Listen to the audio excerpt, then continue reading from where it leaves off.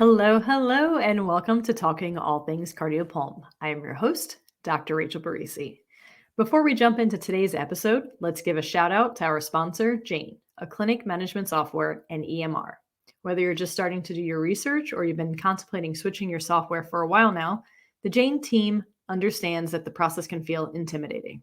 That's why their goal is to provide you with all the onboarding resources you need to make the switch as smooth as possible. Jane offers a personalized call to set up your account, a free data import, and a variety of online resources to get you up and running quickly. And if you need a helping hand along the way, you'll have access to unlimited phone, email, and chat support included in your Jane subscription. If you're interested in learning more, book a one-on-one demo at jane.app/switch. And if you decide to make the switch, don't forget to use the code cardiopulm1mo at the time of signup to receive a 1-month grace period on your new Jane account. Thanks again, Jane. All right. Well, welcome back. We are getting back into the swing of things post-CSM. Definitely have a post-CSM hangover in the sense of a lot of people, a lot of learning, a lot of activity in a very short period of time.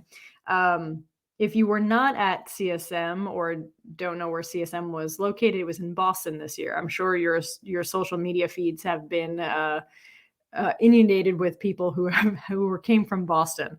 It's just amazing how many people are at this event. It's like the big national conference, but it's like it feels more than that. So I heard 14,000 people in total, and then I saw someone posted 16,000 people. Either way, that's a lot of peoples in a small space. What's interesting is it doesn't feel that way except when you're in the exhibit hall. It doesn't feel so overwhelming with people. I think they do a good job spreading it out. But Boston is definitely winter in February. So I'm all about that warm weather location APTA. Just keep them coming in the warm locations. But we lucked out. We totally lucked out. So the day we flew in on Tuesday.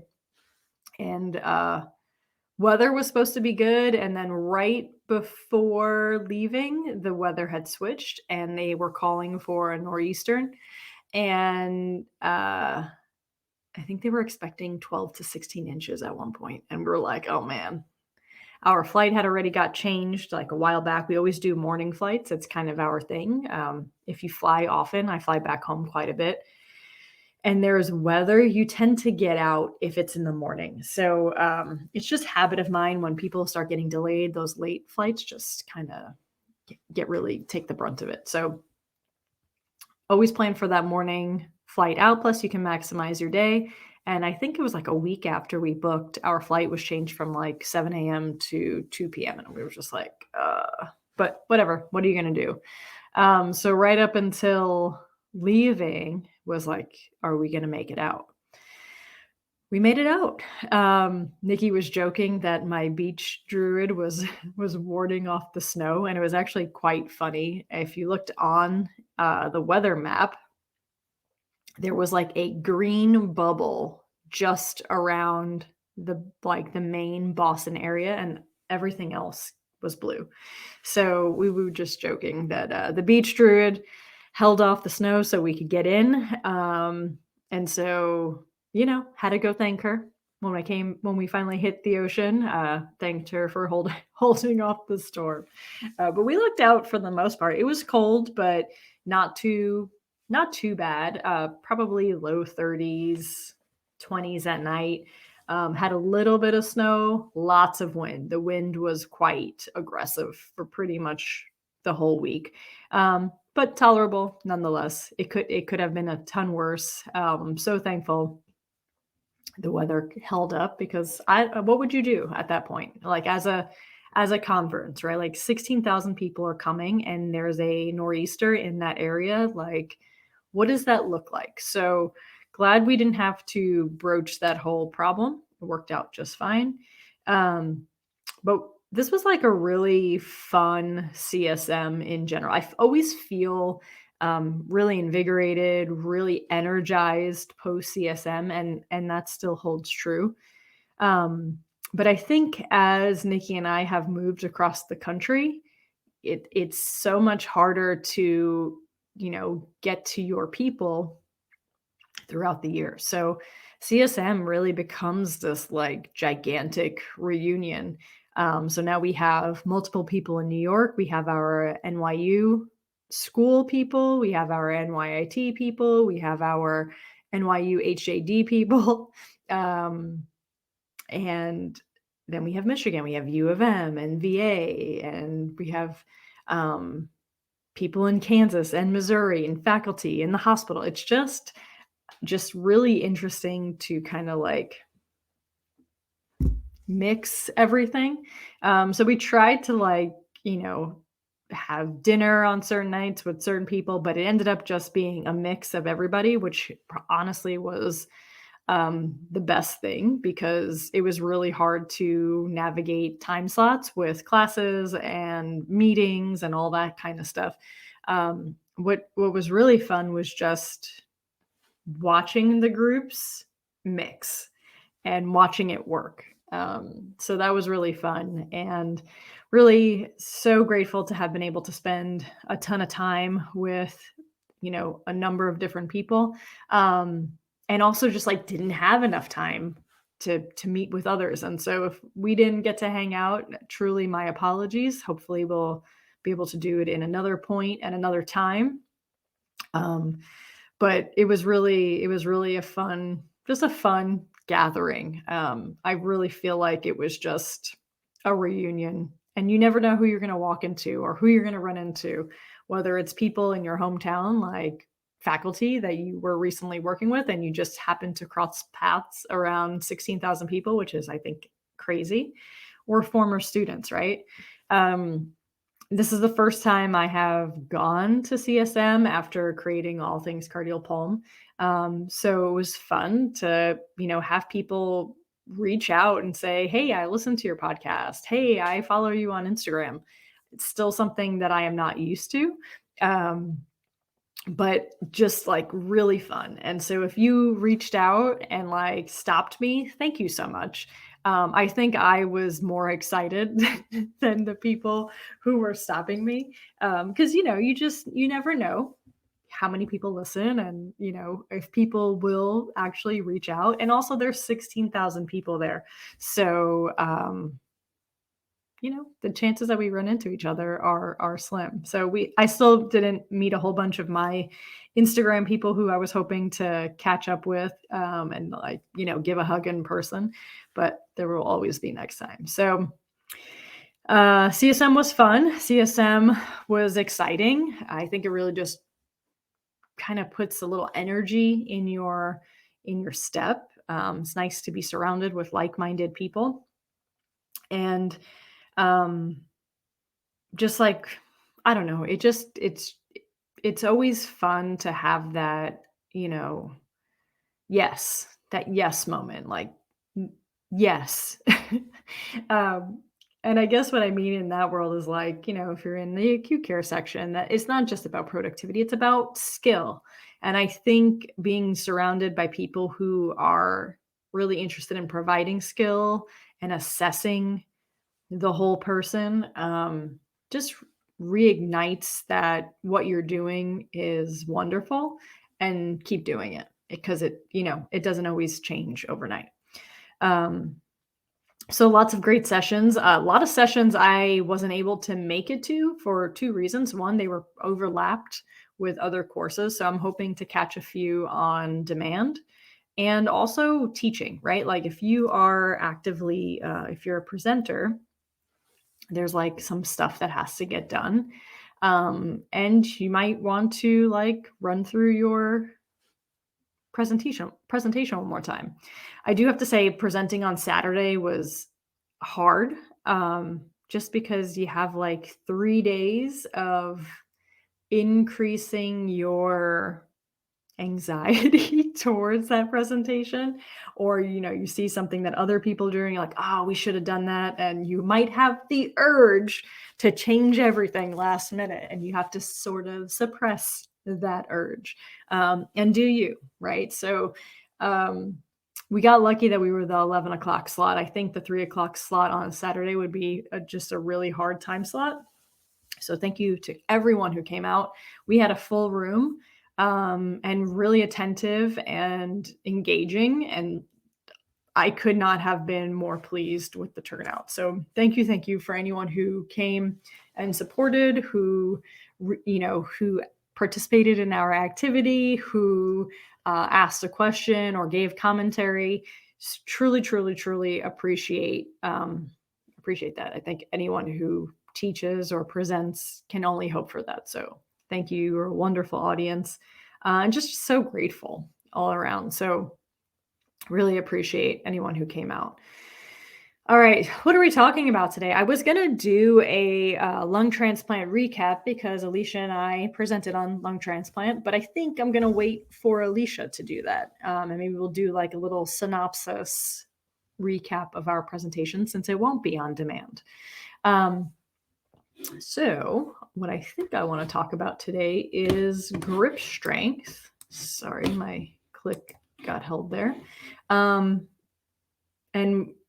honestly, I just want to say don't sleep on grip strength. I feel like when you hear hand grip strength, you have an immediate feeling. So if you're a PT, I want you to just, think about what's the first thought that you have when you hear grip strength. First thought I think of is hand grip strength, frailty, hand grip strength, mortality, morbidity. And then that's all I got. I couldn't give you an exact number, but that's like you say hand grip strength and I'm like research, mortality, morbidity, like high correlation, period, frailty. And so while we were running through lung transplant, frailty is a big piece of the picture. And lots of question about, does frailty indicate poorer response? Is frailty associated with more significant disease? And so read a lot of cool stuff on frailty and had an initial feeling of of course, disease progression, worsening, severity of the disease indicates frailty. But what's really interesting in the frailty world is that there are indicators that basically say that this person will fare worse than this person, not just based on the significance of the disease process itself, which is really interesting. So my initial gut was like, of course it's the disease. And then as we always do, Alicia and I were just chit-chatting about this, and we were discussing and talking. She was like, yeah, but don't you think that there are some people who could have the same exact PFTs, the same exact diagnosis, same age? Like if you have a perfect parallel to two humans as you can, one might do worse than the other, or one seems more frail than the other. And so there are some factors that really play a role in that. And so it was an interesting conversation. Maybe we'll have to do a little bit more on frailty. But from a hand grip perspective, as I was reviewing the literature, there's a ton of information on hand grip. And basically anytime grip strength is included in the research, you're going to see a correlation. So low grip strength is indicative of morbidity, mortality, length of stay, worsening disease. What else I got here? Limited physical function, like low grip strength. And when we look at the literature, low grip strength is typically categorized as less than 26 kilograms for males and less than 18 kilograms for females. But what you start to see as you're looking across the literature is that there is more correlation to grip strength than just mortality, morbidity. Not that I'm saying just, but that there's high correlation. And so, first of all, just blanket statement. If you are in the world of research, if you're doing a research project on a specific diagnosis, on a specific intervention, hand grip strength is probably worth looking at for that population and may give you good information across the board. So just putting a plug out for grip strength. Another piece that I want to put out is the actual device. So the gold standard device for grip strength is the Jamar grip strength. I think everyone has seen it. It's like silver. It's pretty hefty, has two pointy ends on it, and it has like almost like a scale dial. So as you squeeze it, the dial moves, and then you hold that. But they're pretty pricey. I think they're around $400 if I remember correctly, like 375. So if it's done in your budget to purchase that, people might steer away from it. So I was doing a little bit of digging on some digital devices, and I had a friend who's in the outpatient world in California who I saw posting about it a while back. And so I reached out and said, which one do you use? And she really wasn't sure if like the calibration of it and how precise it was. So I did a little bit of digging, and I found that they did a research article comparing the Jamar to the Camry digital hand grip dynamometer, and had pretty good results side by side. I think the dominant hand was more accurate than the non-dominant hand, but in the end, there's some literature to support the digital hand dynamometer. And the best part about it is it's really inexpensive. So I think it was like $50 on Amazon.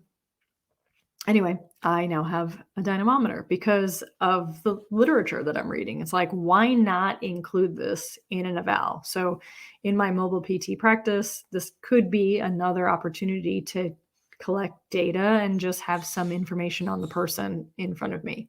So I plan on adding this to my repertoire or my eval form when I'm treating patients in person. And so I think this kind of is another blanket statement across the aisle, is if you're learning something new, don't be afraid to implement it. Hand grip strength isn't something that I utilized before, but it's something that has high correlation across the board and could be a really great predictor of wellness or morbidity or mortality. So why not have baseline data and even give that information to your clients or patients? So hand grip strength, don't sleep on it. Correlates to so many things. So gait speed, 6-minute walk distance, muscle mass, malnutrition, frailty. So essentially, if you have low grip strength, you likely are going to have low gait speed, low 6-minute walk distance, decreased muscle mass, likely malnourished, and is a high correlation to frailty. What I had not seen in the literature before, maybe because I wasn't looking for it specifically or just hadn't noticed it, was the correlation to respiratory muscle strength and PFTs and MIP and MEP. Now, I think that's really cool, right? Because MIP and MEP usually requires a relatively expensive machine as well. And, not everyone has the ability to spend $1,000 on a device that can record MIP and MEP. But if hand grip strength correlates to MIP and MEP, that's a pretty cool piece of information to see across the board, that if you have decreased grip strength, you likely have decreased respiratory muscle strength. So just really interesting across the board. I'm going to do a little bit more digging. I'm by far not an expert on grip strength. But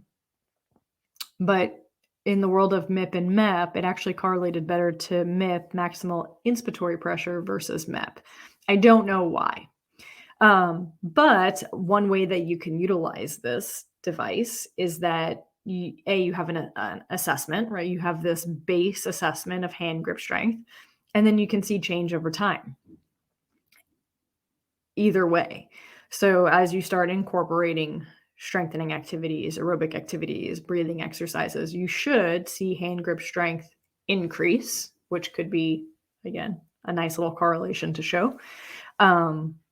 Or it could, in theory, predict decline. So if you don't have access to MIP or MEP device, and you have a base grip strength, and you're seeing this person over time, right? Because maybe this is someone you've reevaluated multiple times, maybe someone who's in your care for a long period of time, and that grip strength is declining, that might be information to report back to your physician because this could be indicative of overall decline. Physical function, muscle mass, respiratory strength, 6-minute walk distance, all the things. So maybe we can use it in either direction. Either way, a little plug here. If you are doing research and you have a specific population, it might not be a bad idea to peek around to what hand grip strength has to show in that outcome measure, intervention, population, whatever it is, because likely there's some sort of correlation and it might be able to strengthen your overall study or results or maybe clinical practice. So, like I said, I am not an expert on grip strength, but I am now very much intrigued. I will be incorporating it into my overall eval form. If I start to do some like wellness evals, this will absolutely be one of my parameters that I'm including, hands down. I think it's good information for the person to see over time and correlate that to age match results. Personally, I have really crappy grip strength. I always have, and has been a goal of mine to continue to increase my grip strength. So now I have some baseline numbers, and I'm going to pay attention to it when I start increasing strength training again to see where my grip strength is in comparison to that. So we'll have a little N1 to follow along and see what that looks like. And I have MIP and MEP, so I'm curious to see what that will trend over time. It's just one case, it's biased, it's me, but at least it's information that I can then translate to you. All right, this is a short one today. I hope this was helpful. If you do utilize grip strength, please let me know. Let me know how you use it. Let me know if you have any great studies. I'm always looking for that information to kind of like synthesize and bridge that gap. But I was very much interested in this when I started diving in, and I'm just always super surprised when grip strength strikes its little head in there again. So if you don't have a Jamar dynamometer, look up the Camry. It is on Amazon. I'll drop a link in the show notes as well. And I think that's all I got for you today. I hope you all have a wonderful day. If you have any questions, please reach out to me on the Instagrams or shoot me a text. The number will be in the show notes. Thank you for everyone who said hello at CSM, any new faces that are now following. I truly appreciate you, and I'm very grateful that you're here. I hope you all have a wonderful day, and whatever you have to do, get after it.